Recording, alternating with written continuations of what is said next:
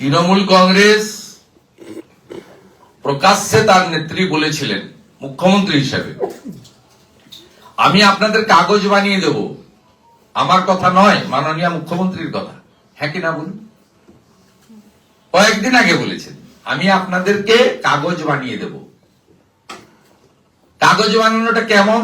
65 বছরের বৃদ্ধকে birth certificate দেওয়া। কাগজ বানানোটা কেমন? বরিশাল থেকে আসা মফিজুলকে বারাসাতের বাসিন্দা বলে ডোমিসাইল সার্টিফিকেট দেওয়া।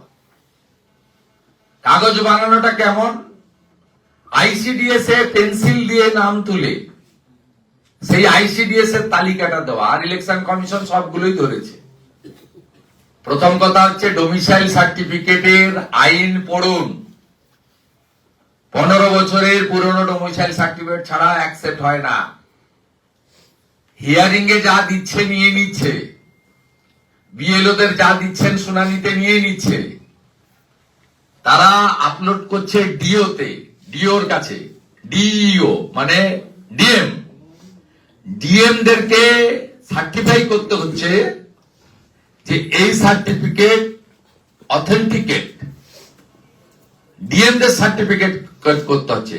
এবার ডিএমরা যদি ওবিসির ক্ষেত্রে সুপ্রিম কোর্ট হাইকোর্টের কাট অফ ডেটের বাইরের কোন ওবিসি সার্টিফিকেট বা কমিউনিটিকে অ্যাকসেপ্ট করে, সেই ডিএম সাসপেন্ডও হবে, জেলও হবে। আইনে তার প্রভিশন আছে। একইভাবে নতুন ডোমিসাইল সার্টিফিকেট, নতুন বার্থ সার্টিফিকেট অ্যাকসেপ্ট করার কোন সুযোগ বা জায়গা নেই। তৃণমূল আর তৃণমূলের আইপ্যাক প্যাক করতে থাকুন। পঞ্চনামা কেন, 500 নামাও করতে থাকুন, লাভ কিছু হইব না।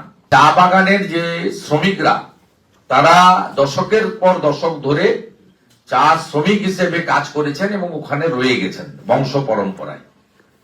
তাদের কাছে স্কুল সার্টিফিকেটও নেই, তাদের কাছে অনেক কাগজ, কোনো কাগজই কার্যত নেই। তাদের কাছে এই অসুবিধাটা গোটা ভারতবর্ষে থাকার কারণে ভারত সরকার 2006 সালে ফরেস্ট এলাকায় যারা অধিবাসী তাদের জন্য ফরেস্ট অ্যাক্ট অধিকারের আইন এনেছিলেন 2006 সালে। রাজু বিস্তাজি প্রথম এটা আওয়াজ তোলেন যে এসআইআর এ আপনাদের যে 11 দফা ডকুমেন্ট আছে তার মধ্যে ফরেস্ট রাইটস যে নথি আছে ওখানে ওরা থাকে, সেই নথিটাকে অ্যাকসেপ্ট করা হোক। এই 11টা দফার মধ্যে ওটা নেই। কিন্তু দীর্ঘ সময় ধরে চলে গেল, ডিসেম্বর চলে গেল, আজকে জানুয়ারির প্রথম সপ্তাহ, এই কাগজ গ্রহণ করা এখনো পর্যন্ত সরকারিভাবে গ্রহণ করা হয়নি বা জানানো হয়নি। আজকে সকালেই আমি ভারতীয় জনতা পার্টির পক্ষে বিরোধী দলনেতা হিসেবে আমাদের উত্তরবঙ্গের চা বাগান এলাকা এমপি মনোজ টিগ্গা রয়েছেন, যিনি নিজেও একজন চা মজদুর, চা বাগানে উনি থাকেন। তার সাথে সাথে দীপক বর্মন সহ আমাদের একাধিক তরাই ডুয়ার্স এবং দার্জিলিং প্লেন এলাকার অনেক এমএলএরা আছেন যাদের এলাকাতে টি গার্ডেন রয়েছে। আমরা আজকে অনুরোধ করেছি, যেহেতু হিয়ারিং চলছে, 7ই ফেব্রুয়ারি হিয়ারিং শেষ হয়ে যাবে, অবিলম্বে এই ফরেস্ট রাইটস অ্যাক্ট অনুযায়ী তাদের কাছে যে আছে বিষয়টা, তারা যে আছেন সেই কাগজ গ্রহণ করে তাদের হিয়ারিং এ নিষ্পত্তি করা হোক, যাতে একটাও চা বাগান শ্রমিকের নাম ভোটার তালিকা থেকে বাদ না যায়। এবং আমরা আশাবাদী যে ভারতের নির্বাচন কমিশন আমাদের সাংসদ রাজু বিস্তা এবং এলওপির যে যুক্তিপূর্ণ অনুরোধ সেটা তারা গ্রহণ করবেন এবং দ্রুত এর নিষ্পত্তি করবেন। এই 2006 সালে ফরেস্ট রাইটস অ্যাক্ট একমাত্র পশ্চিমবঙ্গ ছাড়া ভারতবর্ষের সব রাজ্যে কার্যকর হয়েছে। পশ্চিমবঙ্গে কার্যকর করেনি এই রাজ্যের সরকার। তার কারণ এই সরকার আদিবাসী বিরোধী সরকার, এই সরকার নেপালি রাজবংশী বিরোধী সরকার, এই সরকার চা বাগান শ্রমিকদের বিরোধী সরকার। কারণ অধিকাংশ চা বাগানে 2014 সালে যেদিন দার্জিলিং থেকে এসএস আলুওয়ালিয়া যেতেন তার পরবর্তী সময়ে 2019-এ আলিপুরদুয়ার, জলপাইগুড়ি এবং দার্জিলিং আসন থেকে ভারতীয় জনতা পার্টি জেতে এবং 21-এও অধিকাংশ আসন থেকে বিজেপি জিতেছিল। 24-এর নির্বাচনেও আমরা দার্জিলিং, জলপাইগুড়ি এবং আলিপুরদুয়ার থেকে জিতেছি। তাতে গরিষ্ঠ সংখ্যক চা বাগানের ভোটাররা আজকে নয়, অনেকদিন ধরে প্রধানমন্ত্রী নরেন্দ্র মোদীজির প্রতি তারা আস্থা রেখে বিজেপিকে ভোট দান করেন এবং তাদের বঞ্চনার জন্য মমতা বন্দ্যোপাধ্যায় বা তৃণমূল কংগ্রেস দায়ী ভোট দেন না। সেই কারণে তাদের এই ফরেস্ট রাইটস অ্যাক্ট এই রাজ্য স্বীকৃতি দেয়নি। সেই কারণেই আমরা আজকে সাংবাদিক সম্মেলনের মধ্য দিয়ে রাজু বিস্তারিত চিঠি, আমার চিঠি আমরা তুলে ধরলাম। আমরা আশা করি ইলেকশন কমিশন নিষ্পত্তি করবেন। মুখ্যমন্ত্রী তিনটে চিঠি দিয়েছেন এসআইআর চলাকালীন, সবগুলো চিঠিতেই এসআইআর বন্ধ করার দাবি তুলেছেন, এত অল্প সময় হবে না, ইত্যাদি ইত্যাদি, এবং ঘুরিয়ে ফিরিয়ে বাংলাদেশি মুসলিম অনুপ্রবেশকারী এবং রোহিঙ্গাদের যাতে কেউ ডিস্টার্ব না করে তার কথা বলেছেন।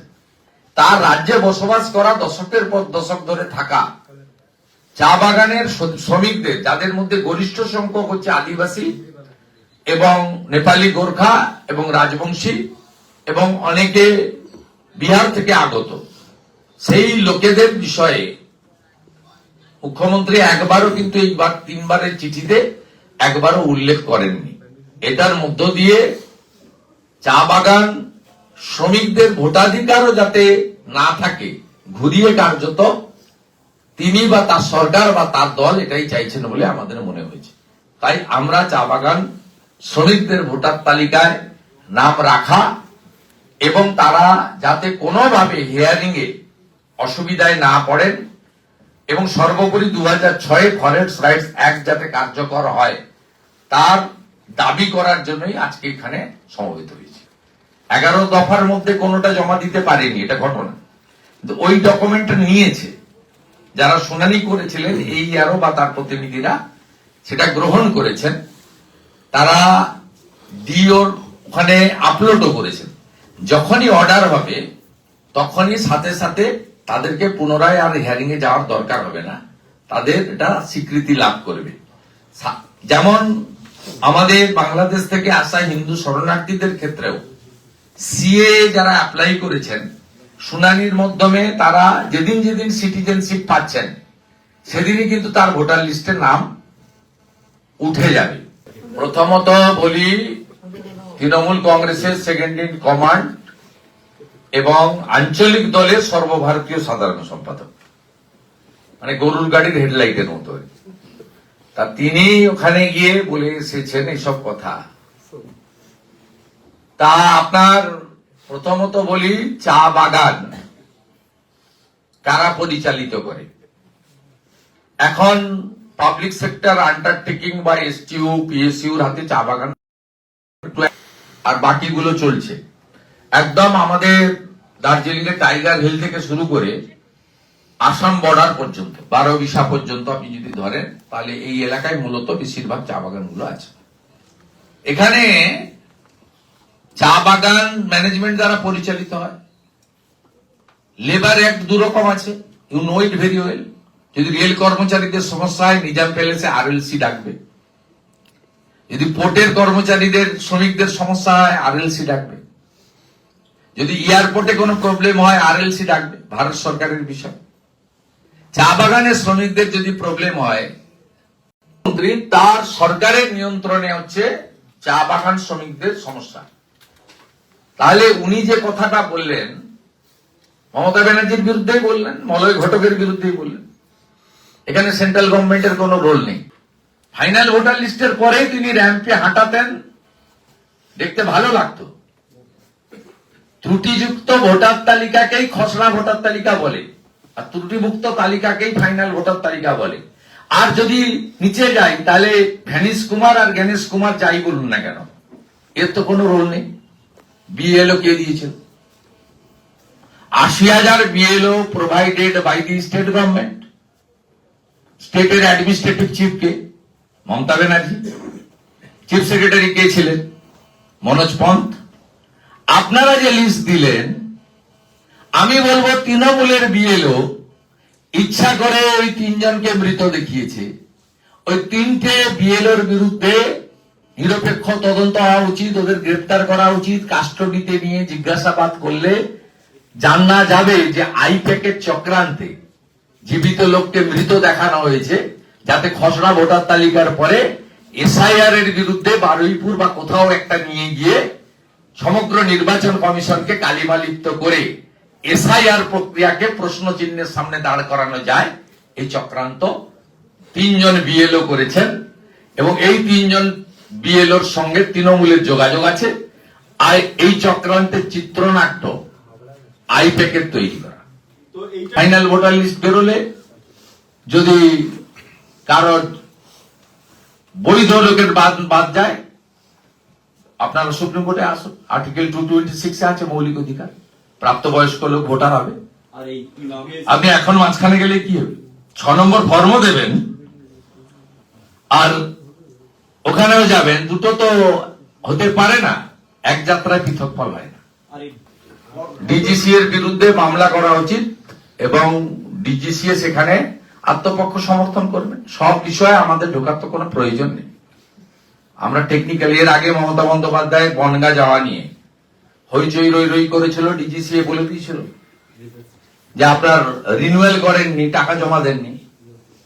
এখানেও কিছু টেকনিক্যাল থাকতে পারে। আপনি যদি আমাকে বলেন যে আপনি একটু সংগ্রহ করে দিন না, সাংবাদিক হয়ে, মানে সাংবাদিক সেজে, টেম্পোরারি রিপোর্টার, আমি সংগ্রহ করে একটু পরে আপনাকে দিয়ে দিচ্ছি। ভারতীয় জনতা পার্টি 21 এবং 24-এর অভিজ্ঞতা থেকে শিক্ষা নিয়ে আপনাদের ভোট চুরি আটকাতে কি করে হয় সেই অভিজ্ঞতা নিয়ে পূর্ণ শক্তিতে নামছি। সেই কারণেই 62,000 বিএলএ 2 বিজেপি এই প্রথমবার দিয়েছে। 62,000 বিএলএ 2। আপনারা তো বিজেপিকে অনেকেই দেখতে পারেন না টক শোতে, চোখে দেখতে পাচ্ছি না, আন্দোলন নেই, জ্ঞান দ্বারা বলেন সন্ধ্যাবেলা, আমরা শুনি। 62,000 বিএলএ 2 দিয়েছেন। এটা শোনার পরে বলবেন মাঠে তো ছিল না। আরে মাঠে না থাকুক, ছবি তুলে কাগজ দিয়ে তো দিতে হয়েছে। বিজেপি তো 40% ভোট ধরে রাখলো 19, 21, 24, নামাতে তো পারলেন না। 3-4% তো লড়াই, ভোটার লিস্ট পরিষ্কার হয়ে গেল। আমরা দেখব, আমরা ন্যাশনাল পার্টি, আমরা সামনে বসবো, সেটাও করবো, আমরা পিছনে বসবো না। আপনি আঞ্চলিক পার্টি, আপনারা আমাদের পিছনে বসবেন, সেটাও আমরা করবো।